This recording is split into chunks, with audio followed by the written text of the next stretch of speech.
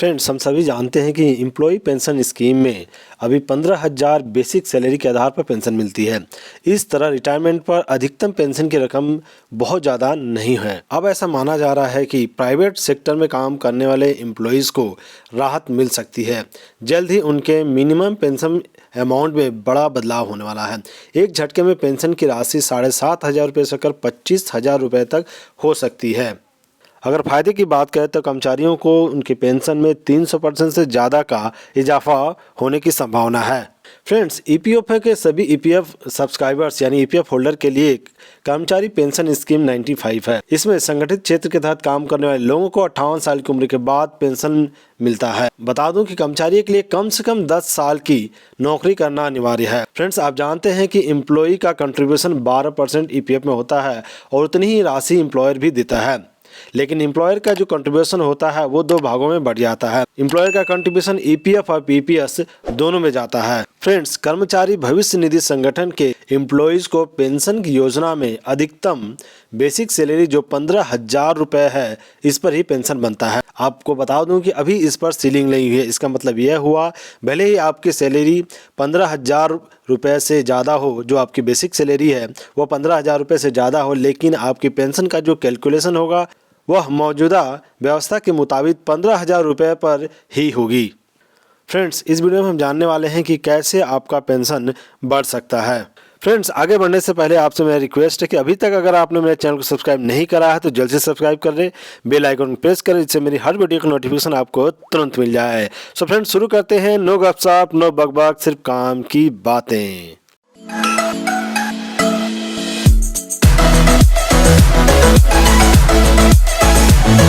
Friends, EPF की इस salary सीमा को खत्म करने के लिए सुप्रीम कोर्ट में सुनवाई चल रही है।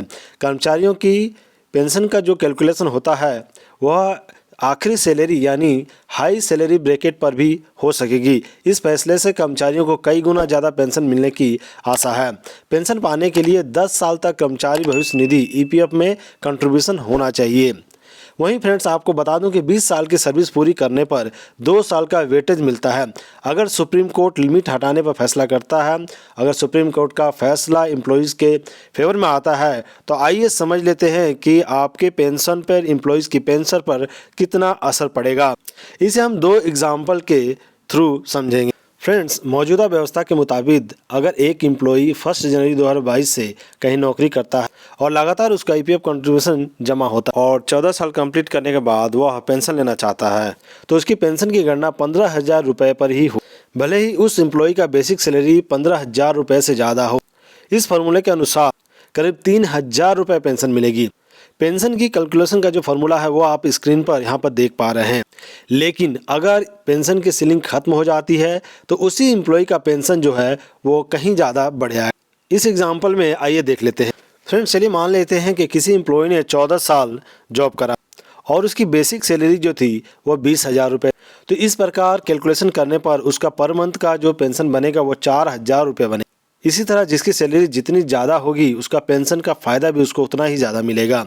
ऐसे लोगों के पेंशन में 300% का बढ़ोतरी देखी जा सकती है। अब इसे एक दूसरे एग्जाम्पल के जरिए समझते हैं। मान लीजिए किसी एम्प्लॉयज़ ने टोटल नौकरी जो करी, उसका सर्विस पीरियड जो रहा वो 33 साल का रहा और उसकी बेसिक सैलरी जो थी जिस वक्त वो रिटायरमेंट हुआ 50,000 रुपये थी। तो मौजूदा जो व्यवस्था है अभी, इसके तहत अगर पेंशन की कैलकुलेशन करी जाती है तो मैक्सिमम 15,000 रुपये पर ही सैलरी बनेगी। इस तरह उसका जो अमाउंट बनेगा वो 7,500 रुपये का पेंशन बनेगा। लेकिन अगर सीलिंग को हटा दिया जाता है तो आखिरी सैलरी के हिसाब से पेंशन जोड़ने पर उसे 25,000 रुपये का पेंशन मिलेगा। मतलब उसकी सर्विस पीरियड जो थी 33 साल की थी और 2 साल उसको वेटेज पीरियड मिल गया। इस तरह स्क्रीन पर आप देख रहे हैं, इस कैलकुलेशन के तहत उसे 25,000 रुपये का पेंशन मिलेगा।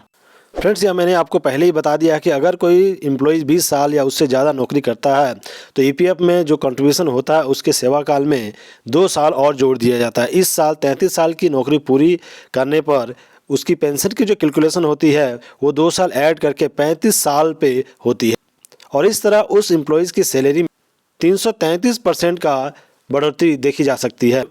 सो फ्रेंड्स, ये इन्फॉर्मेशन आपको कैसी लगी कमेंट बॉक्स में कमेंट करके ज़रूर बताएं।